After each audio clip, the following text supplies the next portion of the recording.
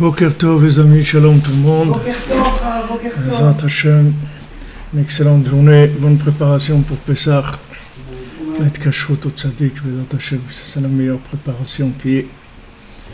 Merci Hashem, Tzir Rabbeinu. Alors le shiur on fait pour la réfoua shlema du Rav Besançon, Israël Yitzhak ben Fortuné, de David ben Mesoda Cohen, Laura Lia Esther Chava bat Chaya Daniel, Laurence bat Sultana, Laurence Rachel bat Sultana, Sarah Léa Ren bat Rivka, Myriam Rivka bat Perla Zora, Chaya Catherine bat Esther, Laura bat Jacqueline, Sandrine bat Janine, Janine bat Églantine, Léa bat Rachel, Esther Naomi bat Freddy Frecha, Esther bat Chaya Catherine, Yael bat Chaya Catherine, Rachel bat Arecha,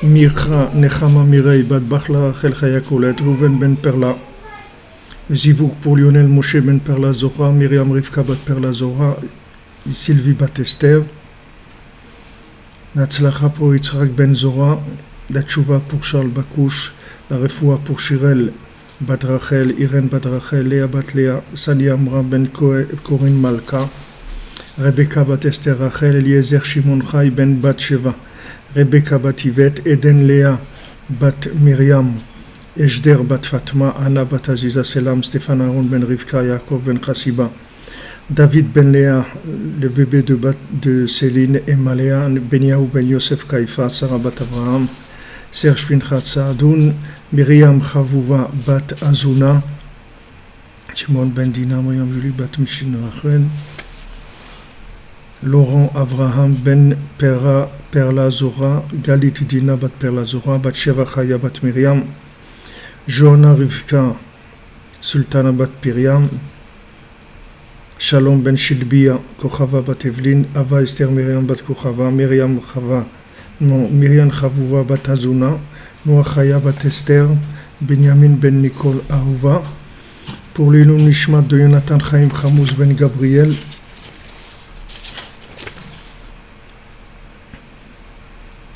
Myriam Mirei bat Louise Aziza, Yehuda ben Sarah Boudaram, Jora Yvette bat Bellara, Tzion ben Gozala, Céline et Maléa, Marie Myriam bat Simcha Mordechai, Yitzhak et Loski. Shalom.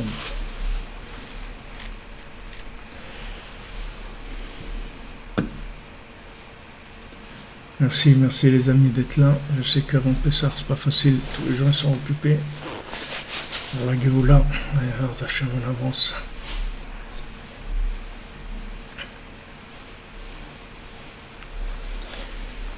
Alors, dans notre Torah 54, hier, on a parlé de Yosef et on a dit que le tikkun du problème du Médamé, il va se faire par Yosef, d'accord?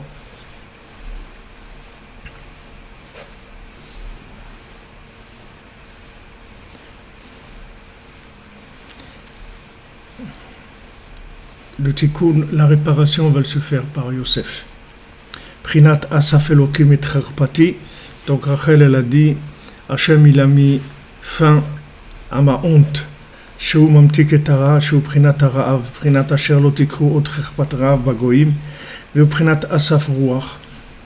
Donc maintenant, quelle est la famine? Le principe de, on a dit hier que c'est le principe de que Yosef, il adoucit la famine, d'accord? Il fait en sorte que on va plus avoir faim. Maintenant, qu'est-ce que c'est la faim? La faim, ça veut dire qu'on n'a pas trouvé sa place. C'est-à-dire, on n'a pas trouvé ce qu'on est venu faire sur terre. I can't get no satisfaction. C'est-à-dire qu'on n'a pas de satisfaction de notre vie. On n'est pas content de notre vie. On n'a pas de, peu importe la vie qu'on mène, même si pour quelqu'un d'autre elle est bien, mais pour nous en tout cas, chacun là où il est, tant qu'il n'a pas trouvé la joie de vivre, c'est-à-dire la connexion avec Hachem, la vie en live avec Hachem, c'est-à-dire qu'il communique avec Hachem, son cœur son cœur il est shalem, il est complet avec Hachem, tant que quelqu'un n'est pas arrivé à ça, alors ça s'appelle qu'il est dans la famine. Il vit dans la famine. Donc dans l'histoire de Yosef, vous voyez que ça s'est vécu exactement de cette façon-là, puisque les frères de Yosef, c'était bien sûr tous des tzadikim. Yaakov, tous ses frères, c'était des tzadikim. Et quand quand ils ont vendu Yosef, que Yosef était en Égypte, qu'est-ce qui s'est passé? Il y a la famine qui a commencé à frapper, Eretz Israël, et ils ont été obligés d'aller chez Yosef pour chercher de la nourriture, parce qu'ils pouvaient plus, ils n'avaient plus de quoi manger. C'est-à-dire qu'ils n'avaient plus de... Il y a rien... Il n'y a rien qui leur apportait une satisfaction. Ils avaient faim. Eux, ils ne savaient pas que leur nourriture, elle venait de Yosef. Eux, ils pensaient que leur nourriture, elle venait de leur connexion avec Dieu. Ils pensaient qu'ils avaient trouvé ils avaient leur vie et ils comprenaient ce qui se passait exactement, et ils prenaient Yosef pour un rigolo, pour quelqu'un qui vient, qui raconte des rêves, des trucs comme ça, un peu bizarres. Et donc ils n'ont pas fait attention à la grandeur du message de Yosef, et surtout à sa nécessité, c'est-à-dire que ils savaient pas que Yosef, il était porteur en fait de toute la bénédiction du monde, de toute la connexion avec Hachem, de tout ce qui pouvait venir dans le monde, tout passait par Yosef. Après, ils ont vu que Yosef ou Mashbir, l'école Amaret, c'est lui qui nourrit tous les peuples de la terre. Et Paro lui a dit, sans toi, il n'y a pas une personne qui va lever sa main ou son pied, c'est toi qui va tout faire. Et dans le monde entier, puisque l'Égypte, c'était le pays qui dominait tout le monde. Donc Yosef, il dirigeait le monde et il nourrissait tout le monde.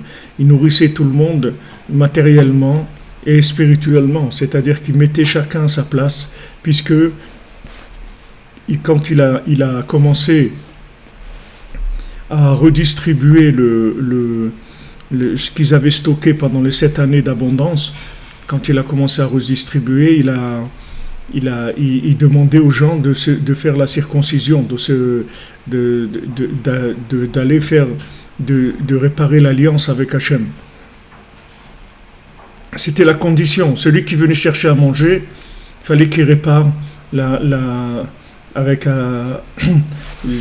fallait qu'il répare la connexion avec Hachem. Sinon, il n'y avait pas de quoi manger. Parce que c'est ça si vous voulez, c'est ça qui crée la famine, c'est-à-dire c'est ça qui crée le manque, c'est ça qui crée toutes les maladies, c'est ce manque de satisfaction permanente, que quoi que les gens fassent, ils sentent une insatisfaction profonde.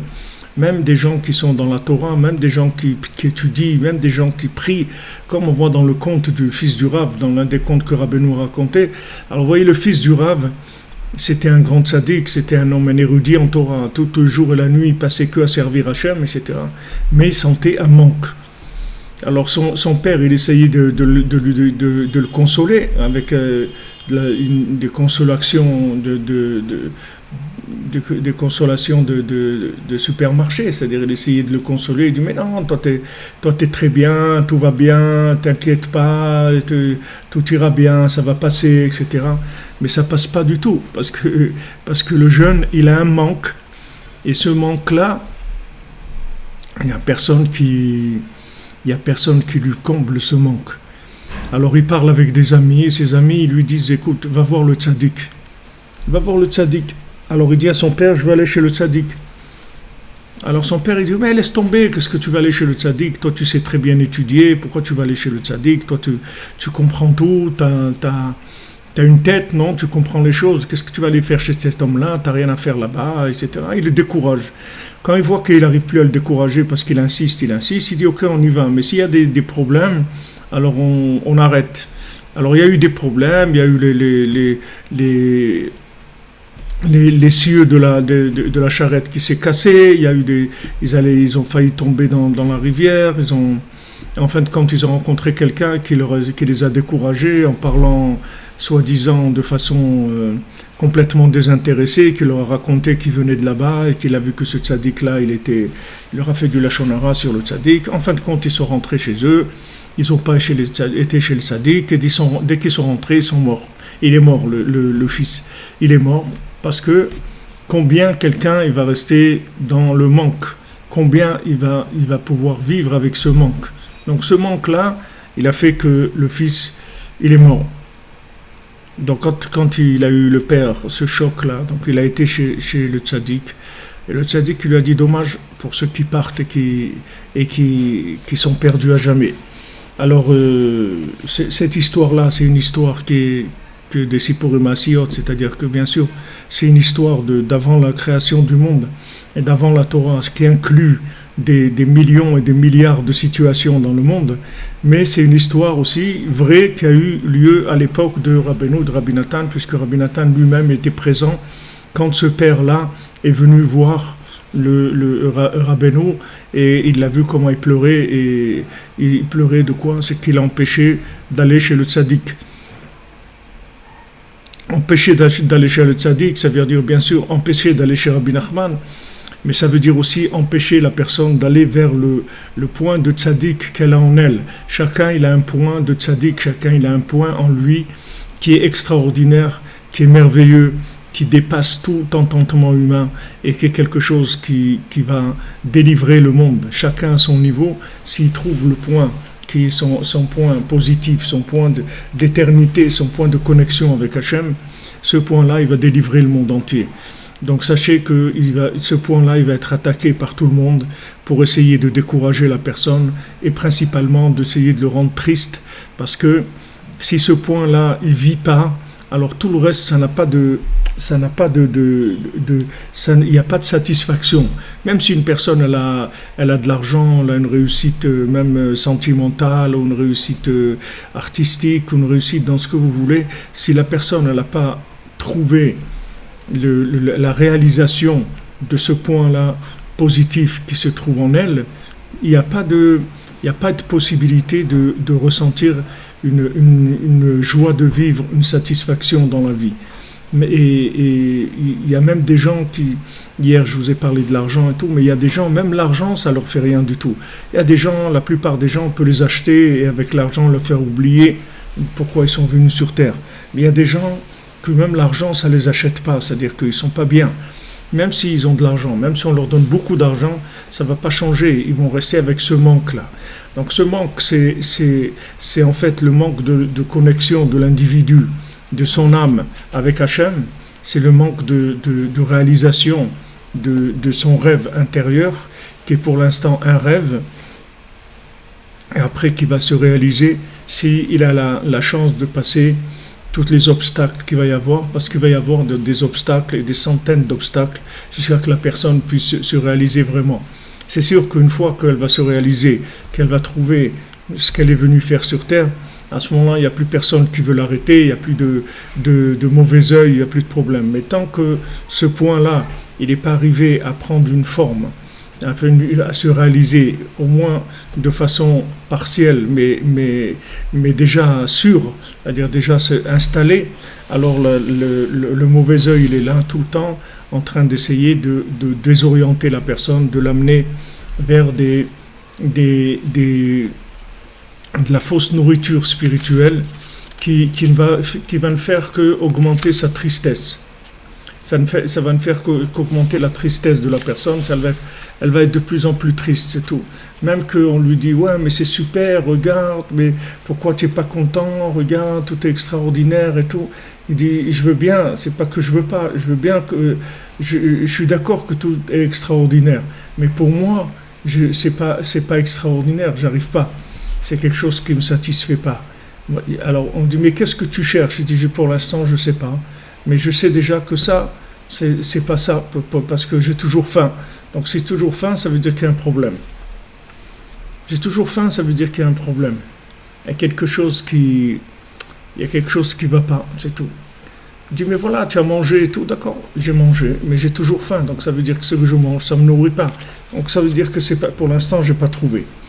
Donc la réparation de ça, qui est la réparation du mauvais œil, elle vient de Yosef, parce que Yosef, Asaf est parti, c'est-à-dire Asaf Elohim est parti, que la naissance de Yosef, c'est la fin de la honte de Rachel, c'est-à-dire c'est la fin de la honte de la Shrina, c'est la fin de la honte d'Hachem sur terre, c'est-à-dire qu'Hachem qui nourrit tout le monde, qui donne à tout le monde tout ce dont il a besoin, et les gens ne le reconnaissent pas, ou même ceux qui le connaissent, ils ne vont pas dans ses chemins.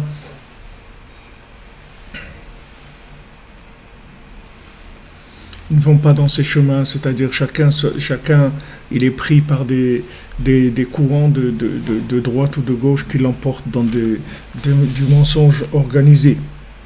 Alors qu'est-ce qu'il fait Yosef? Lui, il adoucit le mal. Et qu'est-ce qu'il fait? Il amène un souffle, et il s'appelle Ish Asher Ruach Elokim Bo. Paro, il dit, toi, tu es un homme qui a le souffle divin en toi.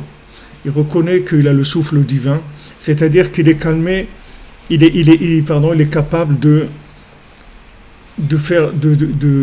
donner le souffle qui va faire le choix entre ce qui est vrai et ce qui est imaginaire. Donc Yosef, Yashit Yado la Enecha, Hachem il dit à Yaakov, Yosef il va tendre sa main sur tes yeux, c'est-à-dire qu'il va complètement réparer l'imagination de manière à ce qu'elle ne puisse pas donner une vie imaginaire, qu'on puisse vivre vraiment connecté avec chacune le bien qu'il a en lui.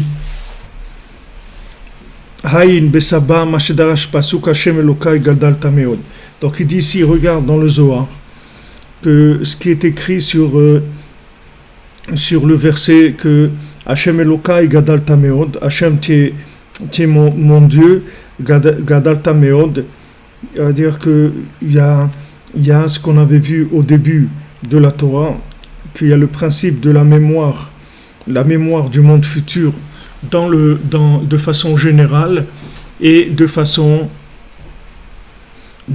particulière. Il y a la croyance de façon générale, c'est-à-dire que les gens peuvent croire en Dieu, mais il y a la mémoire en particulier. Vous voyez les gens y croient en Dieu et tout. Vous voyez cet incendie de la cathédrale de Notre-Dame à Paris. Ça a fait bouger des gens. Et vous voyez des centaines de millions d'euros de dons qui arrivent, que les gens aident pour la reconstruction, etc. C'est-à-dire qu'il y a une croyance de façon générale. Mais maintenant, la croyance de façon particulière dans la vie de tous les jours, dans chaque pensée, dans chaque parole, dans chaque acte, ça c'est une autre dimension complètement, c'est-à-dire d'arriver à vivre en connexion permanente. Ça c'est une autre dimension. Il y a la connexion générale, c'est-à-dire d'adhérer à des idées qui sont des idées de foi, et il y a le vécu en connexion avec Hachem en permanence. Ça c'est une autre dimension qui s'appelle Gadal Tameod, c'est-à-dire qu'il y a la mémoire du monde futur de façon générale, et il y a la mémoire du monde futur en particulier dans chacun de mes actes et de mes déplacements ou de mes pensées ou de mes paroles. Est-ce que maintenant cette chose-là que je vais faire maintenant, ou que je vais dire maintenant, ou que je vais penser maintenant, est-ce que c'est quelque chose qui est connecté à l'autre monde ou pas? Ça c'est déjà une autre dimension complètement. Et il y a ça, on ne peut pas y arriver si on n'est pas branché avec Yosef. Donc les frères de Yosef, ils avaient bien sûr cette émouna en général, c'est-à-dire cette émouna générale dans Hachem, et c'était même des tzadikim, seulement ils n'avaient pas la connexion avec le langage adapté à l'actualité du vécu de chacun, et ça les empêchait d'avoir les informations de ce qu'Hachem il attendait d'eux. à chaque instant. Donc on a vu ça dans l'histoire. Dans l'histoire, on a vu que à un moment, la Torah orale a été écrite, c'est-à-dire du moment où on a écrit la Torah orale, ça a été quelque chose qui était très grave, parce que normalement la Torah orale, c'est interdit de l'écrire. La Torah orale, on ne doit pas l'écrire, puisque la raison pourquoi elle est orale, parce qu'elle est vivante, donc elle doit rester orale. Elle doit rester orale, elle ne doit pas être écrite. Et la Torah écrite, c'est une Torah référentielle. C'est-à-dire la Torah écrite, c'est une Torah référentielle, ça s'appelle la mémoire dans sa généralité. Mais la mémoire dans le vécu, c'est la Torah orale. Et normalement, cette Torah orale, on n'a pas le droit de l'écrire, c'est interdit de la Torah de l'écrire. Mais comme maintenant, les sages, ils ont vu que la Torah, elle allait s'oublier complètement, que l'oral, il allait disparaître, donc ils ont décidé d'écrire l'oral. Mais il faut savoir que du moment où ils ont décidé d'écrire l'oral, il a perdu toute sa qualité d'actualisation, c'est-à-dire qu'il est devenu de l'écrit, il n'est plus de l'oral. Donc maintenant, quelqu'un, même s'il étudie la Torah orale, c'est de l'écrit, c'est pas de l'oral. Qu'est-ce que ça veut dire, c'est pas de l'oral? Ça veut dire c'est pas actualisé. Ça n'a pas traversé un vécu individuel. Tandis qu'avant, il y avait la Torah écrite, les gens ils vivaient en connexion et ils transmettaient la Torah orale. C'est-à-dire que les parents ils transmettaient, les rabbins ils transmettaient, les gens entre eux ils discutaient de la Torah orale, c'est-à-dire une Torah qui passait par le vécu du moment. Donc ça permettait la connexion en particulier. Mais du moment où ils ont décidé d'écrire la Torah orale, donc la Torah orale elle est devenue écrite, et il est resté que l'écrit.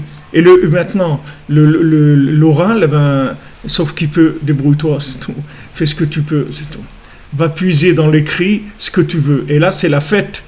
Là, c'est la fête au village. Là, c'est la fête à l'imagination. Là, c'est le délire imaginaire qui commence. Chacun, il va vous interpréter la Torah comme il a envie, comme il s'est levé ce matin, comme il a les intérêts qu'il a, tout ce qui peut être imaginaire. Ça va être le libre cours à l'imagination totale. C'est-à-dire que ça va délirer complètement.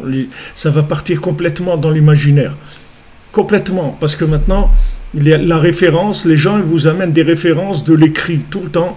Ouais, un tel il a dit ça, donc ça veut dire ça. Un tel il a dit ça, ça veut dire ça. Mais maintenant, là, aujourd'hui, comment on le vit ça? Il n'y a pas quelqu'un qui est dépositaire de la Torah orale. Il y a que le tzaddik. Il n'y a que Yosef, c'est tout. Il n'y a personne qui a la Torah orale. Personne qui a la Torah orale. Yosef, il parle 70 langues. Yosef, il parle toutes les langues, c'est-à-dire qu'il connaît tous les langages de transmission qu'il y a dans le monde. Imaginez-vous ces deux qui sont vous demandés à Yosef d'interpréter leurs rêves. Comment ils étaient? Ils étaient là, ils rêvent des choses, ils ne savent pas qu'est-ce que ça veut dire. Ils ne savent pas ce que ça veut dire. Alors Yosef, il dit, demain tu vas sortir, Paro, il va te remettre il va te redonner ton poste. Et l'autre, il lui dit, tu vas sortir, il va te pendre. Yosef, il va te pendre. Et Paro, il va te pendre. Maintenant, d'où Yosef il sait ça? Parce qu'il a le Birour Hamdamé, parce qu'il a le tri de l'imagination, parce qu'il est en connexion, et il sait exactement qu'est-ce qui correspond à de la vérité et qu'est-ce qui ne correspond pas à de la vérité. Il sait exactement chaque chose, qu'est-ce qu'elle veut dire. Il a chaque élément, il sait exactement ce qu'il veut dire. C'est-à-dire qu'il le met à sa place, il le met dans son contexte. Ça vient du principe de la malchoute, de la royauté. Ça, c'est le signe d'un roi. Un roi, c'est quelqu'un qui sait donner la place à chacun. C'est ce qui s'appelle un roi.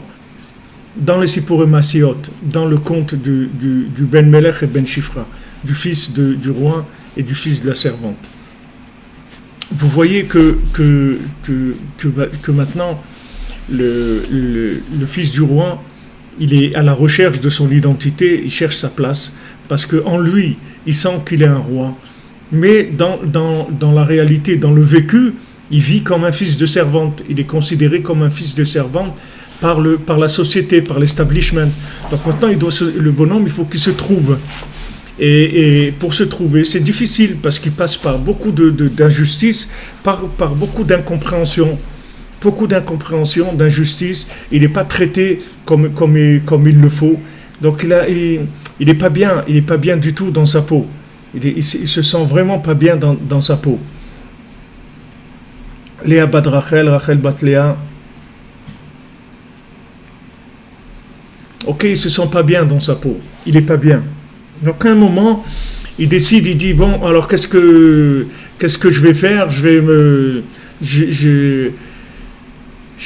vais laisser tomber. Je vais laisser tomber, mais ça le rattrape. C'est-à-dire ça le rattrape. Comme dans le fils le berger et Ani, dans le pauvre et le bourgeois, le marchand. Je crois qu'en français ils appellent le marchand et le pauvre, le nom du conte. Vous voyez là-bas le khatan, c'est-à-dire le préposé de la fille du Hani. Il en a tellement marre de cette persécution-là qu'à un moment il va sur une île et il dit ça y est, laissez-moi tranquille. Voilà, il a trouvé une île et là-bas sur cette île-là, il va passer sa vie tranquillement et ça y est, il a trouvé une île extraordinaire. Il y a il y a du soleil, il y a des arbres fruitiers extraordinaires, il y a du poisson, il y a des trucs. Et il se fait là-bas, il se fabrique un arc avec des flèches, il pêche du poisson, il se défend des bêtes sauvages et il se fabrique un instrument de musique avec les nerfs des animaux, etc. Et voilà, il est bien là-bas, il dit que pour ce que c'est la vie, je préfère passer ma vie ici parce que ça suffit de ces persécutions-là. Il y a cette attitude, on voit, que chez tous les chercheurs, tous les gens qui ont cherché la vérité vraiment, il y a un moment ou de ras-le-bol comme ça, il y a un moment où on préfère le confort à la recherche. Parce que chacun est à un moment où, jusqu'où quelqu'un il va continuer à chercher et il va être comme ça persécuté dans sa recherche. Alors que en fait, qu'est-ce qu'il veut? Il veut mettre en place sa malchoute, c'est-à-dire sa royauté. Que sa royauté, en fait, c'est la royauté d'Hachem, c'est tout, c'est pas autre chose. C'est pas pour lui, on n'est pas là pour nous, on est là pour révéler Hachem. On a un message unique, on est porteur chacun d'une lettre du message, et quand toutes les lettres-là vont se réunir, elles vont être Béchalom, alors il va y avoir le message clair, c'est tout. Tout le monde va être à sa place. Alors cette recherche-là de la royauté, elle est très difficile, elle est amère, il y a des moments où c'est très amer. Mais à la fin, quand il prend conscience qu'en fait il est vraiment un fils du roi et qu'il va essayer d'aller prendre le pouvoir et d'être roi dans un pays de gens qui étaient d'un niveau très très élevé, de très grande intelligence, et qu'il va se mesurer là-bas pour pouvoir prendre le pouvoir, vous allez voir que son pouvoir, et se traduit par quoi? Par mettre à sa place des éléments qui ne sont pas à leur place. C'est tout, c'est comme ça que le pouvoir il va se traduire. C'est-à-dire dans la réalité de ce monde, le pouvoir il s'est traduit dans la capacité de mettre les choses à leur place par rapport à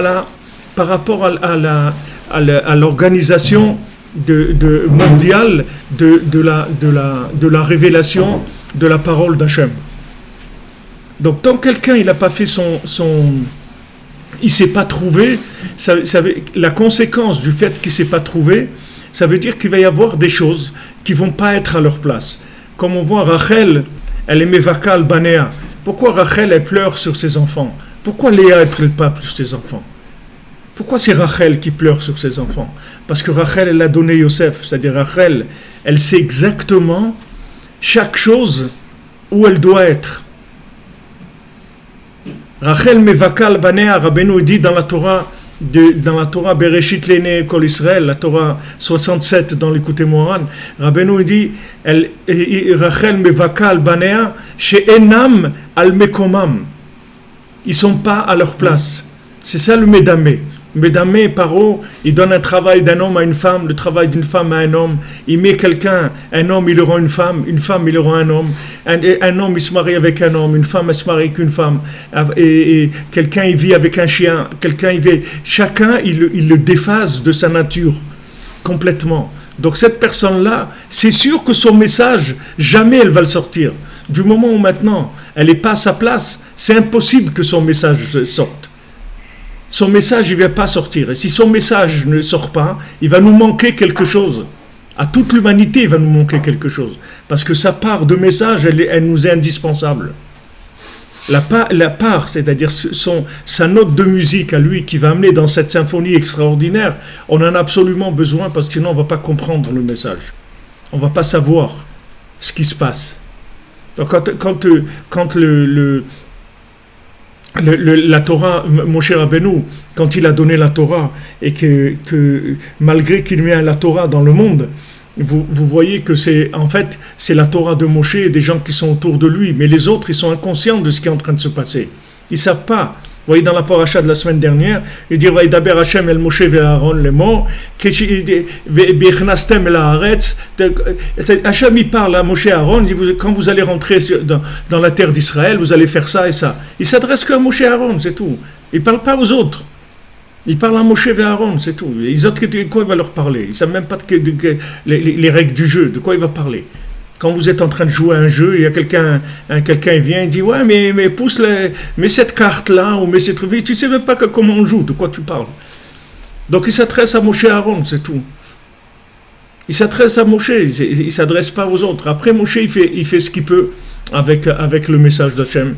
Et il n'arrive pas, le plus difficile pour lui, c'est d'amener le Erev Rav, d'amener tous les gens qui sont complètement mélangés entre le bien et le mal, qui sont dans le Koach HaMedameh complet. C'est-à-dire les gens qui sont complètement mélangés, qui sont dans une salade totale dans leur vie, entre la réussite professionnelle, la réussite affective, la réussite d'éducation, la réussite par rapport à leurs parents, par rapport à leurs beaux-parents, leurs conjoints, leurs enfants, leurs amis, leurs collègues de travail, leurs trucs, tous ces éléments-là, des gens qui sont complètement perdus là-dedans. Donc Rachel, elle pleure parce que les gens ils sont pas à leur place. C'est pas parce que les gens ils ont pas réussi dans leur vie professionnelle ou affective ou n'importe quoi. Ils ont pas réussi, ça veut dire ils sont pas à leur place, c'est tout. Le seul qui peut te donner ta place, c'est Yosef. C'est tout. Il y a personne qui peut te donner ta place parce que les autres, ils ont pas de Torah orale. Ils ont que de la Torah écrite. Et l'oral, c'est de l'interprétation totale. Donc Rabbeinu il te dit que le Koach HaMedameh, c'est-à-dire la force imagination, elle vient sur les Shonei Halachot, c'est-à-dire ceux qui vont tirer la Torah orale de la Torah écrite. C'est ceux qui vont dire, voilà, il est écrit ça et ça, donc il faut faire ça. Alors à partir de ce donc-là, c'est la danse qui commence, c'est du n'importe quoi. Après, il y a n'importe quoi qui commence, c'est le n'importe quoi. Chacun il va interpréter comme il veut. Chacun va interpréter comme il veut. Donc, il y a une recherche du Birour HaMedameh, c'est-à-dire du tri de l'imagination, et d'être à sa place, de trouver sa place. Peu importe à quoi elle ressemble, mais c'est la mienne, c'est tout. C'est ça qui compte, c'est tout. C'est que je suis à ma place. Du moment où je suis à ma place, le message divin que je vais amener, il est unique. Il est vraiment le sens de ma vie. Donc, il y a eu après Moshe Rabbeinu, il y a eu Rabbi Shimon Bar Yochai, il y a eu une révélation des profondeurs de la Torah, parce que les secrets de la Torah, ça fait un Birour HaMedameh, les secrets de la Torah, ça fait un tri dans l'imagination. Puisque du moment où tu rentres plus en profondeur dans la chose, alors automatiquement ça enlève toute sorte d'interprétation qui était erronée, puisque celui qui voyait que l'extérieur, il imaginait l'intérieur. Maintenant on révèle l'intérieur aussi. Donc l'imagination elle a moins d'emprise sur les secrets de la Torah. Donc il y a Rabbi Shimon et le Harizal. Après le Baal Shem Tov, il vient, il amène aussi quelque chose de très fort pour justement dire que c'est pas les détenteurs de la connaissance de la Torah qui sont les détenteurs de la connexion, et au contraire ils ramènent complètement l'éloge de la connexion dans le peuple, et ils montrent comme quoi le peuple est connecté. C'est ce qui se passe aujourd'hui. Vous voyez des articles aujourd'hui dans le monde entier, vous verrez des articles, que ce soit aux États-Unis avec le fait que Trump a été élu, ou en Israël maintenant que Benjamin que Bibi il a été réélu. Les gens ne comprennent pas que tous les sondages ils se sont trompés, parce qu'ils disent qu'il y a un phénomène nouveau, c'est que le peuple il croit plus dans les discours politiques. C'est fini. C'est fini. Le peuple, il reconnaît celui qui va être le mieux pour lui. Et il n'y a plus de présentation de programmes, de trucs, parce que tout ça, le peuple sait très bien que c'est du mensonge. Aujourd'hui, on arrive à une situation où le peuple est décisionnaire, c'est-à-dire le peuple, il va complètement prendre les choses en main, c'est-à-dire décider qui est-ce qui va le diriger. Ils assistent à un phénomène d'électorat qu'il n'y a jamais eu dans le monde. Il n'y a jamais eu des périodes où il y a eu un phénomène d'électorat comme ça, où le pouvoir, il a été décidé par le peuple. C'est-à-dire que tout ce qu'il y avait avant, il y avait des programmes politiques, des façons de présenter les choses. C'est la façon de présenter les choses qui faisait que la chose passait ou ne passait pas. Aujourd'hui, le peuple, vous ne pouvez pas le tromper avec des programmes politiques. Le peuple, il regarde l'individu. Il voit que cet individu-là, il est plus vrai que les autres, c'est tout. Peu importe le programme, qu'il ait un programme n'importe comment, ou qu'il n'ait pas de programme, même qu'il soit complètement farfelu comme Trump, ça ne dérange pas. Il est plus vrai que les autres, c'est tout. Où il va nous amener, on ne sait rien, mais ça va être plus vrai déjà. On en a marre. Du discours, on en a marre. C'est-à-dire des discours et des programmes, et on va et ça y est, on va faire ça, c'est fini tout ça. Aujourd'hui, les gens, ils regardent, est-ce que la personne, elle est vraie? Est-ce que c'est quelqu'un de vrai? C'est tout.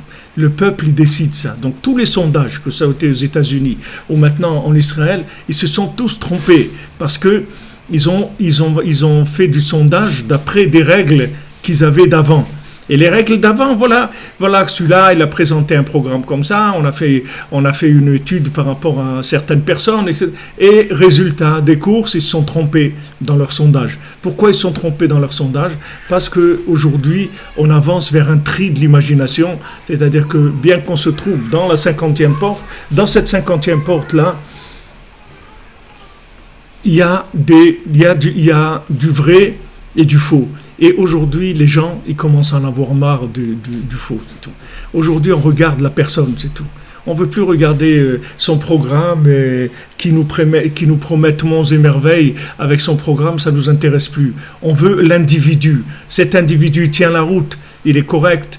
Même si maintenant il a des accusations sur lui et des trucs, regardez tous les médias, ils essayent de faire tout contre Trump, contre ici, Bibi, de l'accuser de ça et de ça. Vous voyez que tout ça, ça ne gêne pas les gens.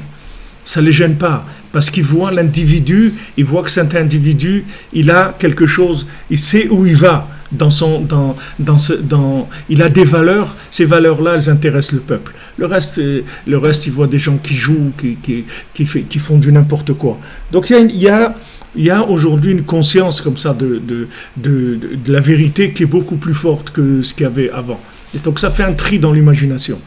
Donc Rachel, elle pleure, parce que ces enfants, ils ne sont pas à leur place, c'est tout. C'est pas parce qu'ils n'ont pas réussi ou s'ils ne sont pas à leur place, c'est tout. C'est ça l'exil de l'individu. Il vit une vie qui n'est pas la sienne, c'est tout. Il vit une vie qui n'est pas la sienne, c'est tout. Il fait semblant de vivre quelque chose.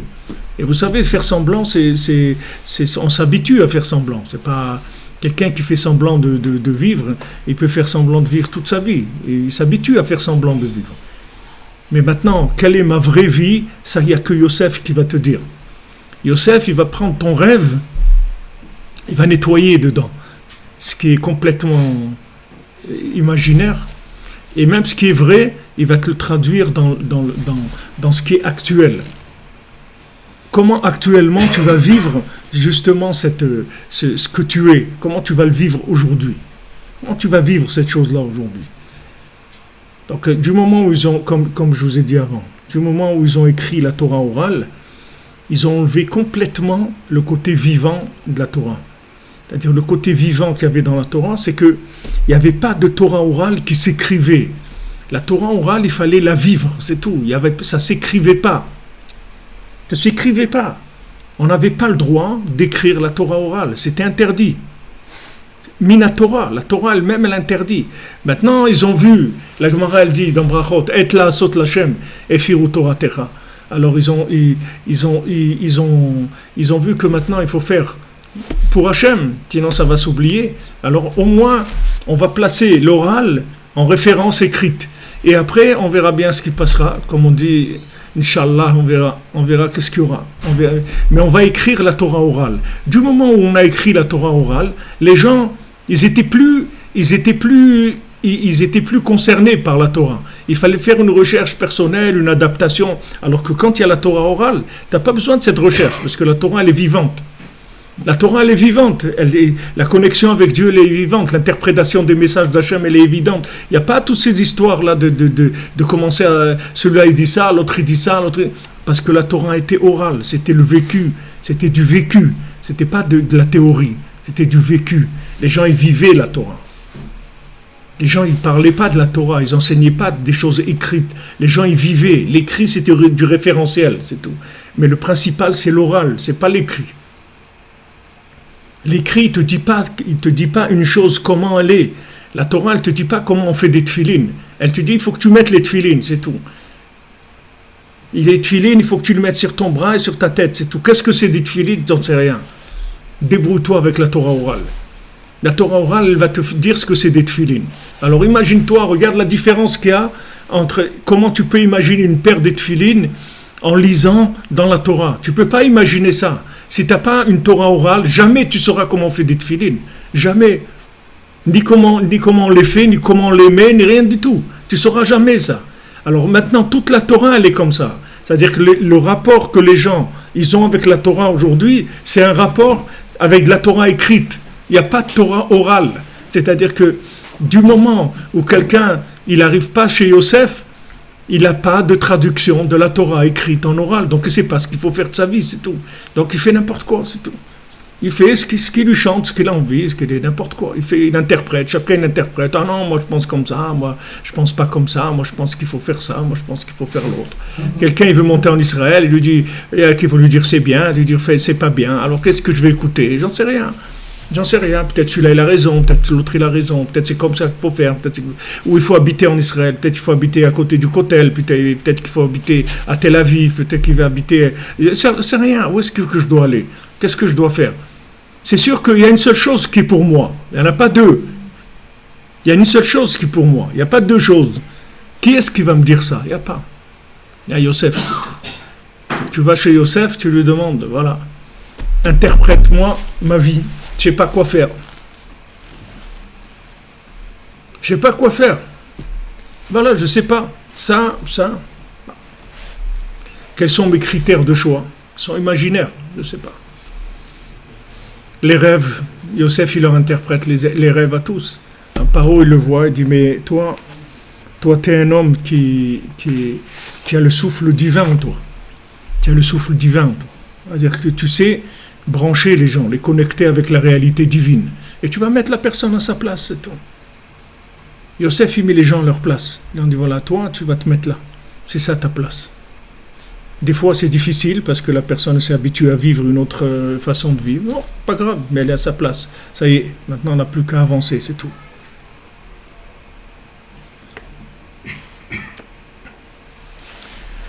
Voilà, les amis, où on en est avant Pessah.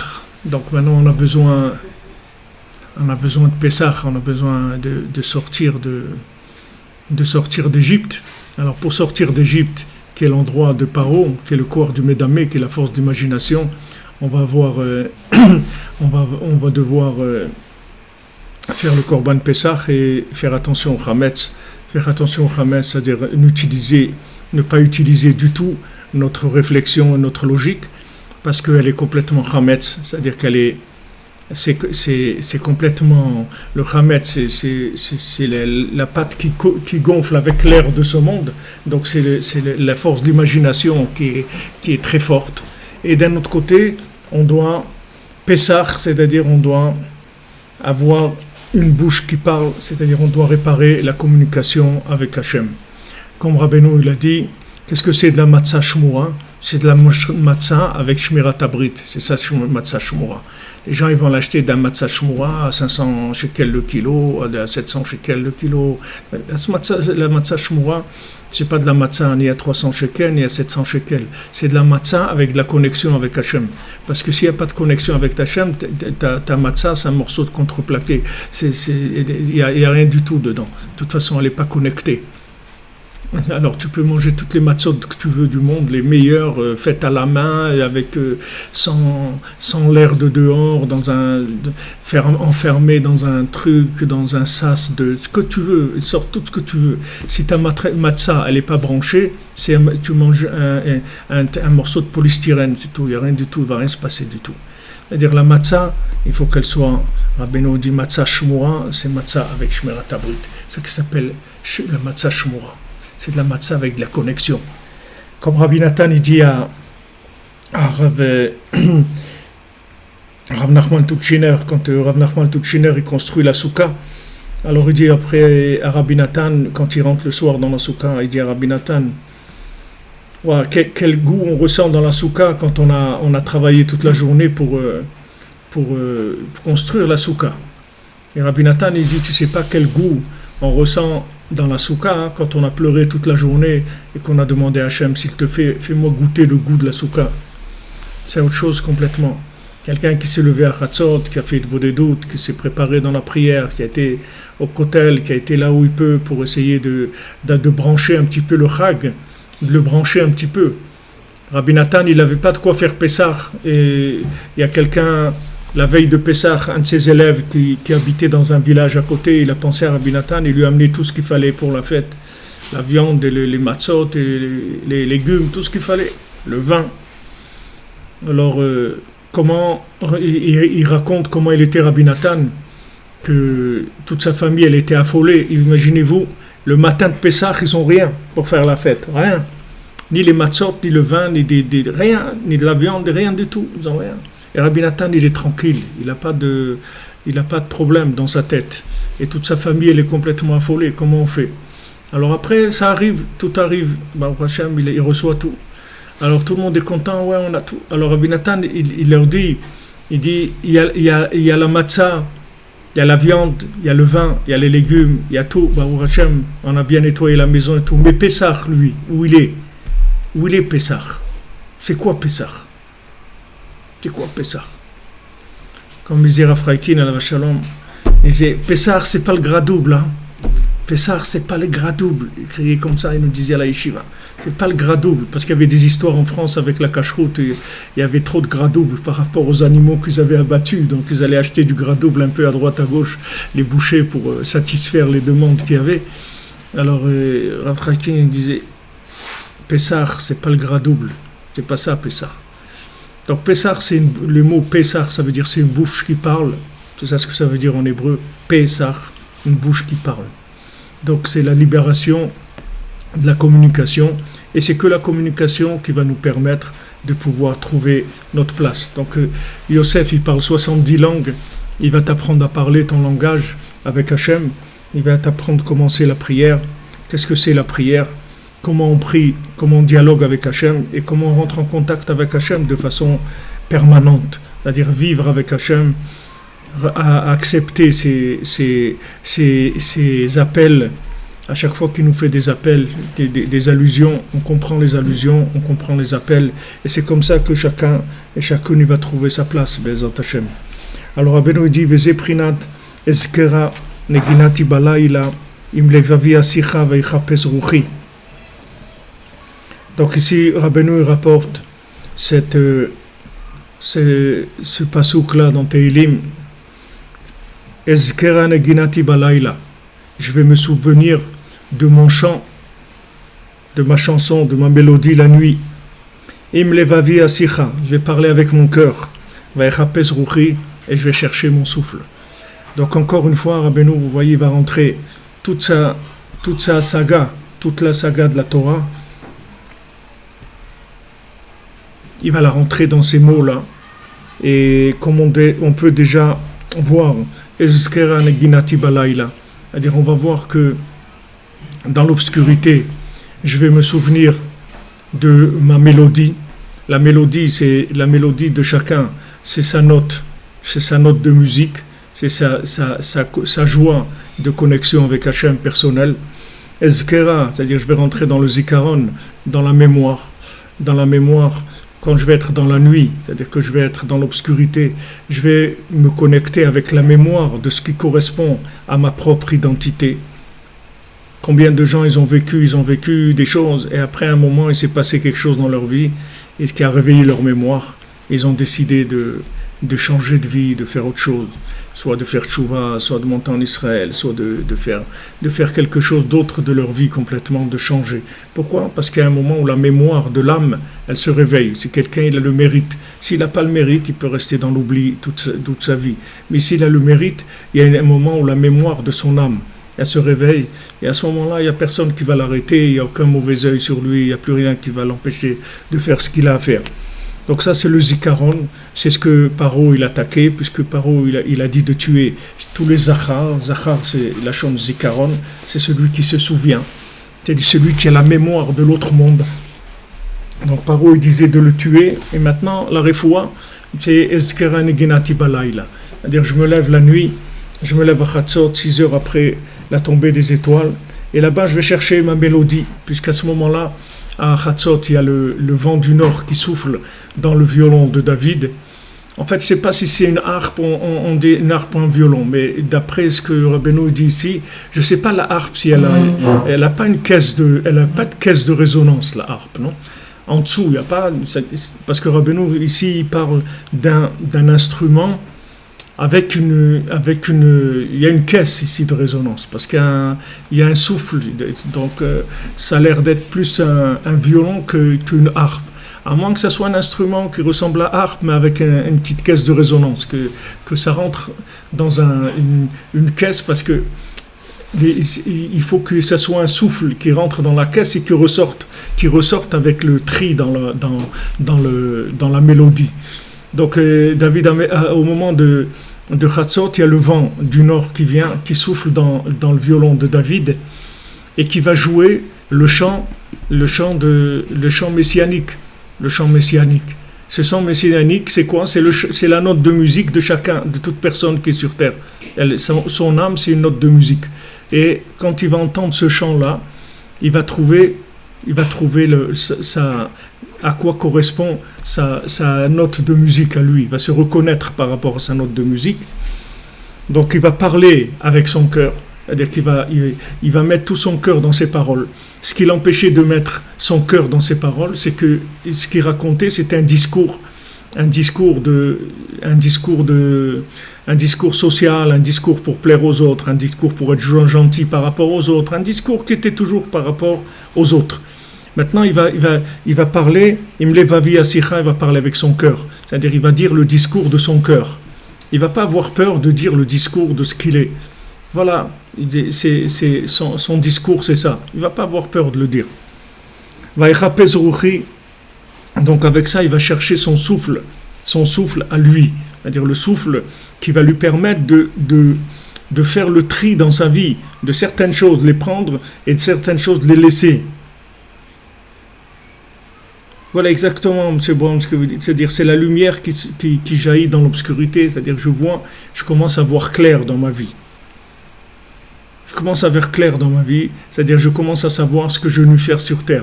Alors comme je vous ai dit hier, la voie de garage générale de l'humanité, pour tous les gens qui ne cherchent pas, c'est de chercher l'argent, la réussite dans l'argent.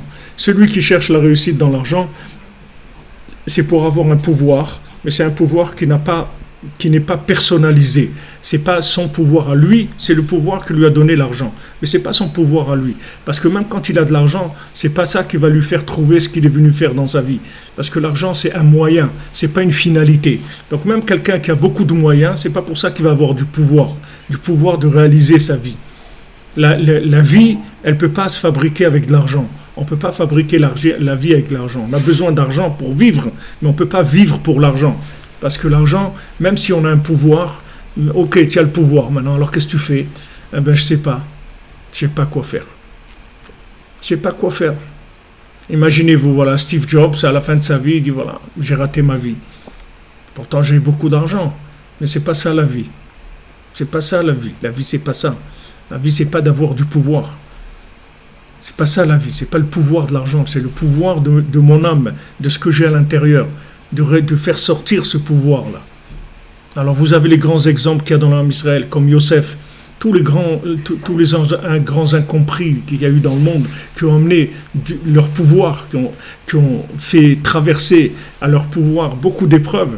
Ils ont eu beaucoup d'épreuves, comme Yosef, il est attaqué par ses frères ils veulent le tuer, son père il ne le comprend pas, ses frères ils veulent le tuer, tout ça pourquoi? Parce qu'il a un message qui est unique par rapport à la génération, donc tout le monde l'attaque, et lui tranquille, il est tranquille, il fait ce qu'il a à faire, il danse toute la journée, il est joyeux parce qu'il a confiance dans Hachem, et même s'il se trouve en prison 12 ans de façon injuste, il n'est pas cassé du tout. Il danse, et à la fin, sa royauté, elle sort. Elle va sortir à la fin. À la fin, la royauté de chacun va se mettre en place. Si la personne ne lâche pas, qu'elle reste confiante dans Hachem, qu'elle reste avec sa joie intérieure, elle va finir par imposer sa royauté au monde. C'est-à-dire sa royauté, ça veut dire imposer sa façon de voir, qui est en fait la réalisation de la connaissance d'Hachem dans le monde. Chacun il va amener sa participation personnelle. C'est ça qu'on doit chercher. Donc c'est pour ça que les conseils que donne Rabbi Nachman, c'est par rapport à ça. C'est-à-dire comment je fais pour réaliser ce que j'ai à l'intérieur. Ok, quelqu'un il a de l'argent, Baruch Hachem, il a beaucoup d'argent et tout, mais la vie, c'est quoi la vie? C'est de pouvoir s'acheter ce qu'on veut. Mais après, voilà, tu as acheté ce que tu veux. Ok, tu as un avion personnel, tu as tout ce que tu veux. Tu vas où? Tu fais quoi? Tu fais quoi maintenant? Ok, tu as eu beaucoup d'argent, tu es très riche. Okay. Et après, qu'est-ce que tu fais? Qu'est-ce que tu as fait? Qu'est-ce que tu as amené au monde? Tu as amené quoi? De l'argent dans le monde? Tu as amené quoi? Des immeubles, des affaires. Qu'est-ce que tu as fait dans le monde? Toi, tu as une note de musique à l'intérieur. Tu as ton âme, tu as ton message. Ton message, il est unique. C'est ça que tu dois amener dans le monde. C'est ça. Et ça, tu ne peux pas le trouver avec l'argent, tu peux le trouver avec rien. Tu peux le trouver que dans la connexion avec Hachem. C'est tout. Tu ne peux pas le trouver autrement. Donc la sortie d'Égypte, elle ne se fait pas avec de l'argent. Au contraire, ça se fait dans la simplicité totale. Et on sort avec de la matzah, quelque chose qui est très simple. Et le principal, c'est qu'on sort avec Moshe Rabbeinu, c'est tout. C'est ça le principal. Donc maintenant, ce zman-là, ce moment-là de Laïla, qui est Chatzot, quand c'est Laïla avec un Vav, avec un He à la fin, c'est Chatzot. Quand c'est Leil, Lamed Yud Lamed, c'est la première partie de la nuit, les 6 premières heures, ça s'appelle Leil. Comme on dit Leil Shabbat, ça veut dire avant le Chatzot, ça s'appelle Leil. Après Chatzot, ça s'appelle Laïla, avec le He, parce que justement le He, c'est le principe de la Malchut, c'est le principe de Hel, comme on avait dit, Helachem Zara, voilà, que vous ayez des enfants, c'est-à-dire que c'est le principe de la connexion et de la vie avec Hachem. Donc ça, c'est le Zman, Rabbeinu dit, c'est le temps pour pouvoir réunir le souffle positif par rapport au souffle négatif. Qu'est-ce qui s'appelle le souffle positif, le souffle négatif? Ce tri-là, c'est quelque chose de relatif à chacun par rapport à ce qu'il est. Comme on dit dans Borer, dans Shabbat.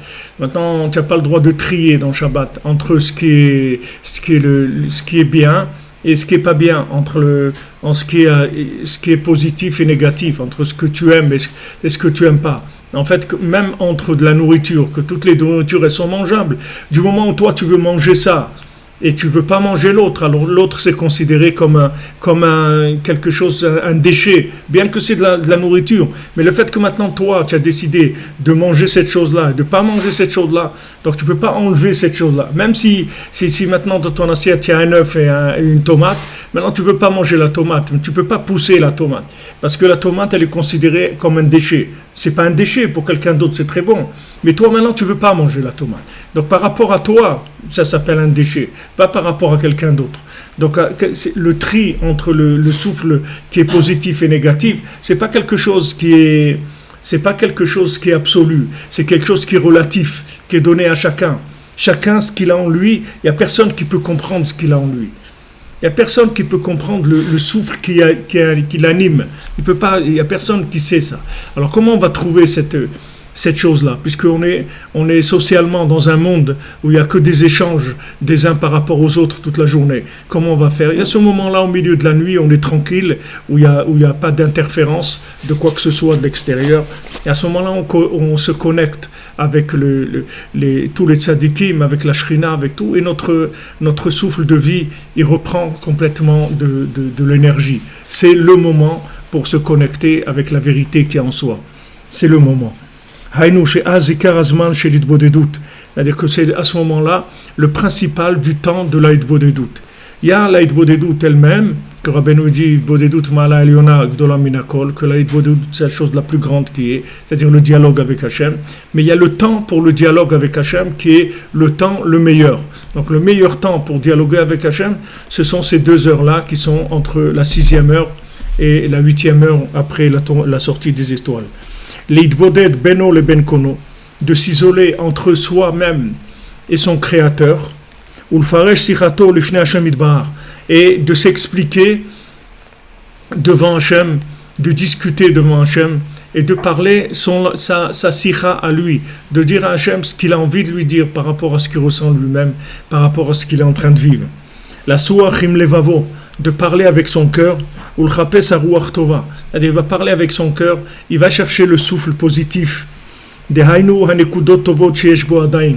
il va chercher les points positifs qui restent en lui encore, c'est-à-dire qui n'ont pas été dévorés par le social, qui n'ont pas été dévorés par la société, qui n'ont pas été dévorés par l'entourage, c'est-à-dire qu'on l'a pas déguisé, ces choses-là, on les a pas déguisées, c'est resté des choses vraies. Il est arrivé à faire quelque chose qu'il avait envie de faire.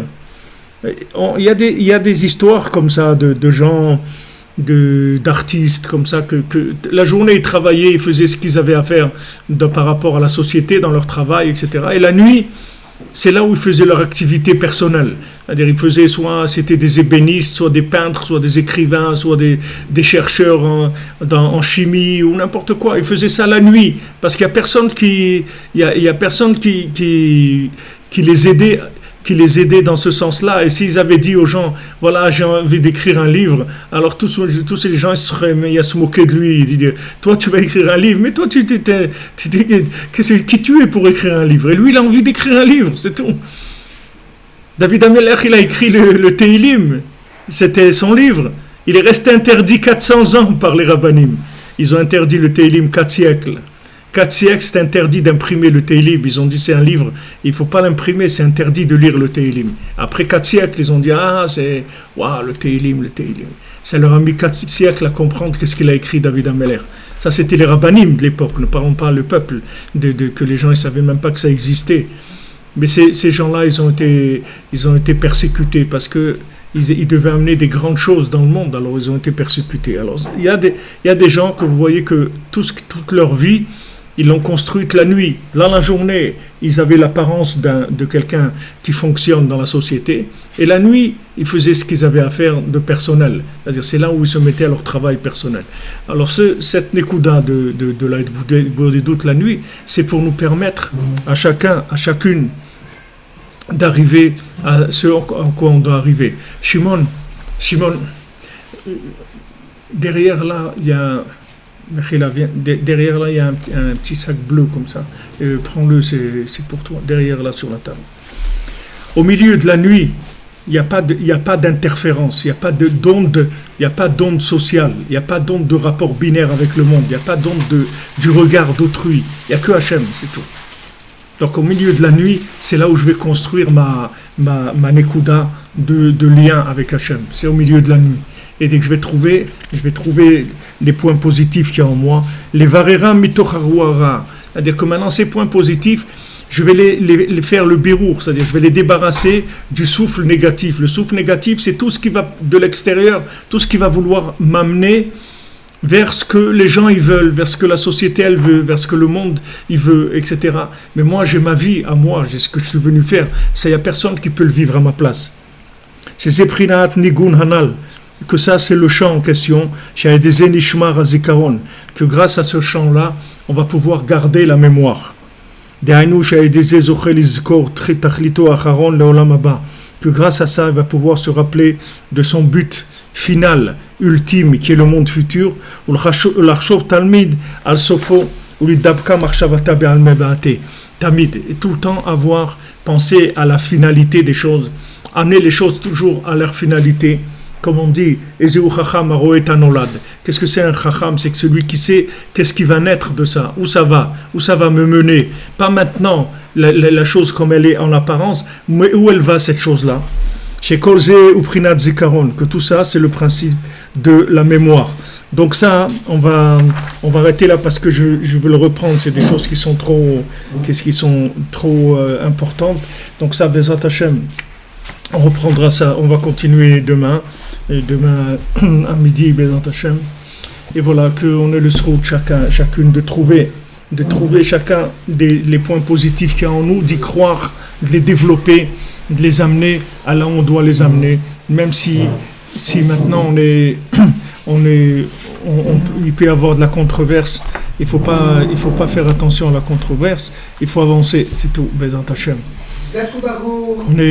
Qu'on ait Bezrat Hashem le koach, le souffle du tzaddik qui nous aide à aller, on doit aller Bezrat Hashem. L'atzlacha les amis, de la santé, de la réussite pour tout le monde, la parnassa, des ivogim, des shalom bayit, de la joie des enfants, Bezrat Hashem, un Pesach Kasher, sa mère. Hachem vous bénisse à tous. Merci d'être là, les amis.